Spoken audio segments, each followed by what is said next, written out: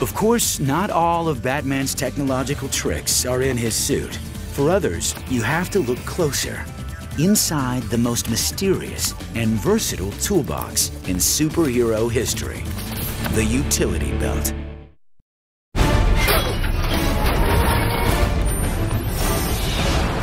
Of all the technologies Batman uses, there's one that's gotten him out of more tight spots than any other: his utility belt. Hasn't every kid who read these comic books had a utility belt? Didn't you have a utility belt when you were a kid? Batman's gadget-packed wonder is not unlike kits used by counterintelligence crime fighters, though Batman's belt is more compact. Batman used the technology that was available to him at the time. Our traveling technical officers do the same thing. They carry a small kit with commercially available items. The kit even contains lock-picking devices, just like Batman's, but ours requires special membership and ID. Over the years, Batman's utility belt has contained scores of gadgets. Some of them more far-fetched than others. I always thought the rebreather was very cool. A rebreather is something that you sort of fit in your mouth and allows you to breathe underwater for a short period of time, longer than you could by holding your breath. But many of Batman's gadgets are based in real technology. Take, for instance, his flexible fiber optic periscope. Fiber optics are very common materials now. You can see them in a lot of kid toys. They're the nice little glass fibers at the end that shine the lights out the end. And basically what you do is bend light. Then as the light tries to bounce out of the tube, it actually reflects back in. We call this total internal reflection. The light stays inside the device. Even if you bend it through a fairly sharp angle or curve, it's the properties of the material it's made out of that keeps the light inside the fiber. And so you can take this periscope made out of fiber optics and bend it around corners and twist it around as much as you need to get where you want to look, and the light coming in one end will come out the other, and you can see what you're looking at. It's you, isn't it? The other kids won't believe me. Of course, other tools in Batman's belt are more lethal. His thermite bombs work like hand grenades do. What Batman would be very successful at is getting through doors, windows.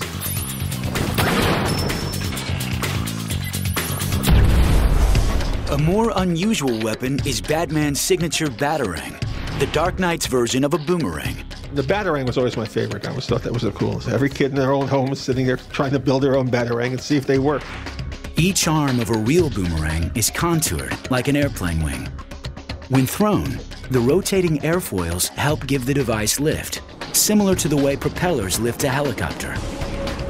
A boomerang circles back to its launching point due to gyroscopic precession, a phenomenon that causes a spinning object to maintain its axis and direction as it rotates.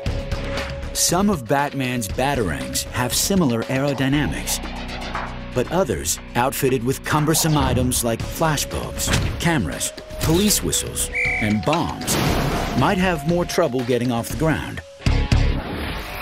In Batman Begins, the batarang was entirely reconceptualized as a martial arts-style throwing star.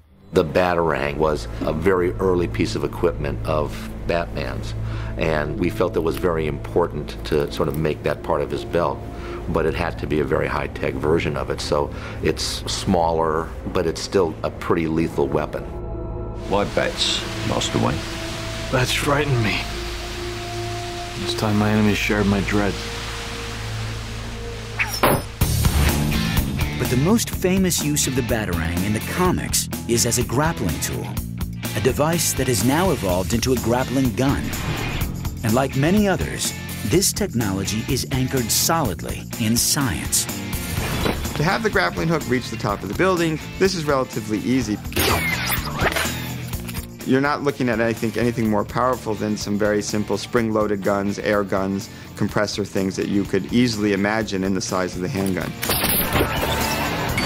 Batman's grappling system also packs enough power to lift the Dark Knight off the ground and into the air in mere seconds. That much liftoff would take a powerful motorized mechanism, one that factors in both Batman's weight and speed of travel. If you look in the movie and estimate the speeds he's going up, you're looking at a power It's around 5,000 watts. To put that in perspective, typical light bulbs are 60 or 100 watts. So you're talking, maybe 50 times the power in a standard light bulb. That might sound like a lot, but it's not too bad. You can actually generate that power. And in fact, people have made devices that can pull people up. One of those devices is the Atlas-powered rope ascender, used by the U.S. Army. The Atlas is really similar in a lot of ways to what Batman's using right out of the comic book or the movies. The system is designed to pull a very large load up a rope extremely